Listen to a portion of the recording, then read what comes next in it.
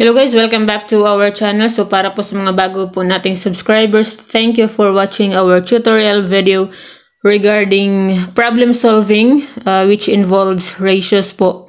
So para po doon sa mga nagre-review for the civil service exam at syempre para na rin po sa mga students na mayroong ganitong topic.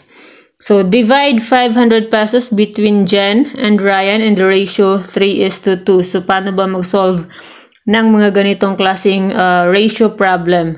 So, i-divide na po natin yung 500 pesos na pera between Jen and Ryan. So, dalawa lang po yung magde-divide. Si Jen lang po at si Ryan. So, dapat daw po yung ratio ay 3:2. So, ano bang ibig sabihin ng 3:2? Ibig sabihin, 3 parts ng 500 ay kay Jen, 2 parts ng 500 ay kay Ryan. So, paano natin kukunin yung parts ng 500?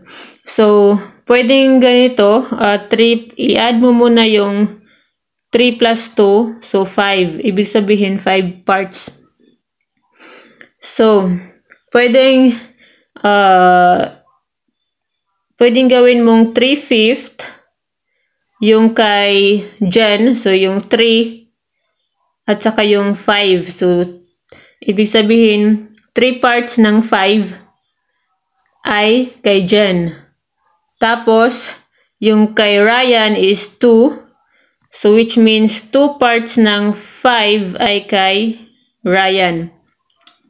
So, after that, i-multiply natin ng 500 para makuha natin yung 3/5 ng 500 at 2/5 ng 500. So, yun na po yung magiging parts po nila.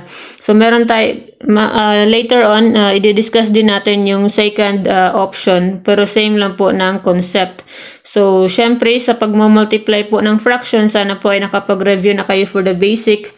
So, di ba, meron yang denominator na 1 kapag whole number. So, i-multiply mo yan. Numerator to numerator lamang at denominator to denominator. So, 3 times 500, that is 1,500. Over 5 times 1, that is 5. So, 2 times 500, that is 1,000. Over 5 times 1 is 5. So, i-simplify mo. So, 1,500 divided by 5, that is 300. Which means that 300 pesos yung share ni Jen. Tapos, yung kay Ryan ay 1,000 divided by 5, that is 200. So, ibig sabihin yung share ni Ryan ay 200 pesos. So, dapat yung result mo, dahil dalawa lang silang nag-divide, so dapat yung result mo ay 500. So, 300 plus 200 ay 500. Dahil kung mali, ay kung hindi 500, so ibig sabihin kulang yung pera o sobra yung pera. So, dalawa lang silang nag-divide. So, dapat tama yung total. So, 300 yung kay Jen, 200 pesos yung kay Ryan. So, another option natin is, so, i-delete natin yan. So, same pa din. So, dapat i-add mo to para makuha mo yung total parts. So, that is 3 plus 2. And then, so, pwede mong kunin yung, pwedeng i-divide mo muna by, so, this is 5 yung total, diba? So, pwedeng i-divide mo muna into 5 yung 500. So, ibig sabihin, 500 divided by 5 is 100. So, which means that 100 for each part. So, kung halimbawa, 5 sila maghahati ng 500 pesos, so, ibig sabihin, tag 100 sila. So, ngayon, si Jen at si Ryan, 3:2 daw yung kanilang ratio. So, i-multiply mo lang yung 100 times 3 yung kay Jen. So, 300. Tapos, 100 times 2 yung kay Ryan, dahil 2 parts daw po yung kanyang ratio.